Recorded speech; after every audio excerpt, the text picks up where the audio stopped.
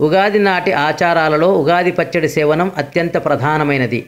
వేపపూత, కొత్త చింతపండు, బెల్లం లేక పంచదార లేక చెరుకు ముక్కలు, నెయ్యి, ఉప్పు, మిరియాలు, షడ్రుచులు మిళితమైన రసాయనాన్నే ఉగాది పచ్చడి అంటాము.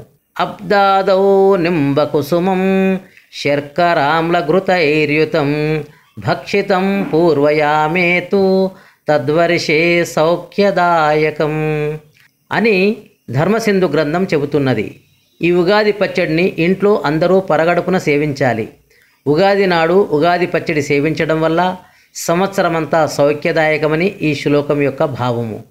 పలు రుచుల మేళవింపు అయిన ఉగాది పచ్చడి కేవలం రుచికరమే కాదు, ప్రబోధాత్మకం కూడా.